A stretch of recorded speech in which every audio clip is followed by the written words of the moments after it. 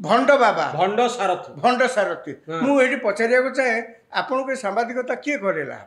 आपन तो सारथी को भंड कही हबनी कहीं कह आप प्रमाण कर इनक्वारी कर भंड कि नहीं कोर्ट प्रमाण कर भंड कि नहीं आपन तांकू कहले आ जो जो भुवनेश्वर बाबा अच्छा जो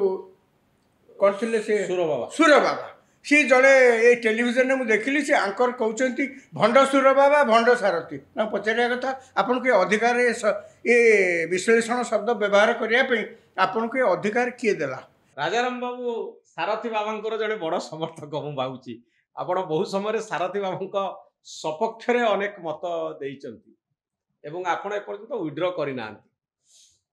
आज सारथी बाबा संपर्क में दुईटी खबर आसूची गोटे जयपुर रे आ गोटे भुवनेश्वर रे सारथी बाबा समर्थक माने तांको फोटो को नहीं पूजा करुचंती सत्संग करुचंती तुलसी चढ़ाउचंती जगन्नाथ फोटो छोट हो गला बड़ हो गला सारथी बाबा फोटो बोली टीवी चैनल रे ब्रेकिंग न्यूज आसूची बड़ बड़ लाइव चलची राजाराम बाबू ये पूरा घटना को आपण केमती देखुचंती आपण जो प्रथम आरंभ कले जे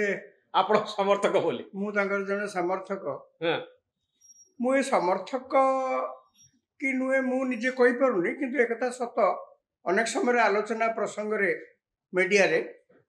मु तांकू बहुत डिफेंड करे सारथी बाबा भक्त कि नु आपण सारथी बाबा आपण घर भी केंद्रापड़ा आम घर केन्द्रापड़ा मु किंतु जीवन में केबे से बारीमूला आश्रम को केबे देखिनी बाबा को सारथी बाबा को मु केबे देखिनी तांको बाणी केबे सुनिनी तांकर जो माने सब अनुगामी अछंती मु कहार की भी केबे पचारि तांको सब सत्य आपण समर्थन कर सब सत्य मु तांको डिफेंड करे एटा को समर्थन आपण कोंतु कि जो भाबारे कोंतु मु कोन डिफेंड करे मोर जुक्ति अति सरल भारत रे संविधान समस्त को गोटे स्वतंत्र अधिकार देछि कौन से अधिकार ना आपण कौन पूजा करेंगे क्या पूजा करेंगे आपण को उपासना पद्धति कौन हम एथरे कई हस्तक्षेप करें ना आप स्वाधीन भाव में संविधान नियम अनुसार करें या भितर आम सारथी बाबा कथा जेबेठू जाचु कौन कौन घटना होती आप देखु आश्रम में पशिक गोटे भंगारुजा कले मोर प्रथम विरोध थिला से जे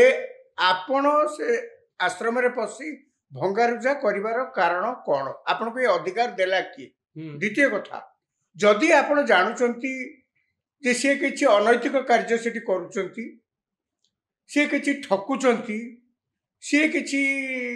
अवैज्ञानिक कार्य सेठी रे लिप्त अछंती आपण दया करी सेठी पई पुलिस रे कंप्लेन दियंतु देश रे आईन कानून अच्छी कोर्ट अच्छी से इनक्वारी कोर्ट को जीव तांकु दंड दिया जीव आपण को ता भितर पसी टेका मारिगिरी कहबार कौन अच्छी दुई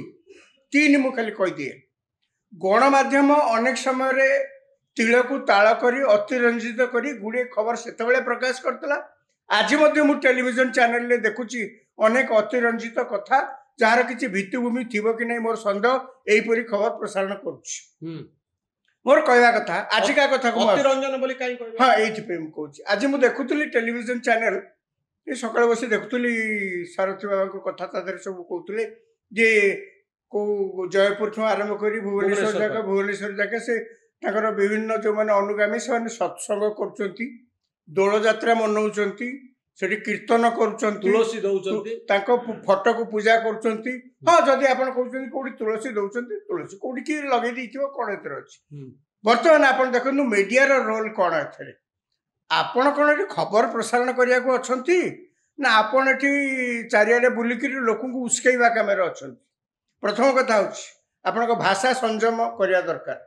आपण को शालीनता रक्षा करिवा दरकार जो प्रकार भाषा रे आपण प्रश्न पचारुचंती जो प्रकार भाषा रे आपण तांकू इंट्रोड्यूस करूचंती व्यूअर्स को पाखरे आपण गोटे जगह मु सुनिली से कोन कहउचंती भंड बाबा भंड सारथी मु एठी पचारिया चाहे आपण को सांबादिकता किए करेला आपण तो सारथी को भंड कहि हबनी काई कहि हबो आपण प्रमाण करचंती आपण इनक्वारी करचंती से भंड कि नहीं कोर्ट प्रमाण करची से भंड कि नहीं आपण तांकू कहले आ जो जो भुवनेश्वर बाबा अछन ताको जो कोन थिले से सुर बाबा सी जड़े ये टेलीविजन में मुझे देखिली से आंकर कहते भंड सुर बाबा भंड सारथी ना पचारिया कथा आपन के अधिकार ଏ ବିଶ୍ଳେଷଣ ଶବ୍ଦ ବ୍ୟବହାର କରିବା ପାଇଁ ଆପଣଙ୍କୁ ଏ ଅଧିକାର କିଏ ଦେଲା? ଆପଣ କେମିତି ଜାଣିଲେ ସୁର ବାବା ଭଣ୍ଡ ଆଉ ଇଏ ଭଣ୍ଡ? ମାନେ ମୋର ପ୍ରଶ୍ନ ହଉଛି ଅତି ସରଳ ଯେ ଆପଣ ତାଙ୍କୁ ଭଣ୍ଡ କୁହନ୍ତୁ ନା। ଆଶାରାମ ବାପୁ ଯୋଉ ସତ୍ସଙ୍ଗ ଚଲେଇଥିଲେ ହଁ ତାପରେ ଗିରଫଦାରୀର ଶିକାର ହେଲେ, ଆପଣ କଣ ତାଙ୍କୁ ବି ଡିଫେଣ୍ଡ କରନ୍ତି? ନା, ମୁଁ କେବେ କରିବିନି। ସେଇଠି କଥା ମୁଁ କହୁଛି। ଆଶାରାମ ବାବୁଙ୍କ କେସରେ ଆପଣ ଅଭିଯୋଗ କଲେ ପୋଲିସରେ, ପୋଲିସ ଇନକ୍ୱାରି କଲା, ଇନକ୍ୱାରି କଲା ପରେ ଆଶାରାମ ବାବୁଙ୍କୁ ତାଙ୍କୁ ଗିରଫ କଲା, ଗିରଫ ପରେ ମାମଲା କୋର୍ଟକୁ ଗଲା, କୋର୍ଟ ସବୁ କଥା ଦେଖି ବିଚାର କଲେ, ସେ ଦୋଷୀ ଦଣ୍ଡ ବିଧାନ କଲେ। ୟା ପରେ ଆପଣ କହିପାରନ୍ତି ସେ ଠକ ଧର୍ମ ନାରୀ ଖବର ସବୁ ହେଲା ନା ନାଇଁ?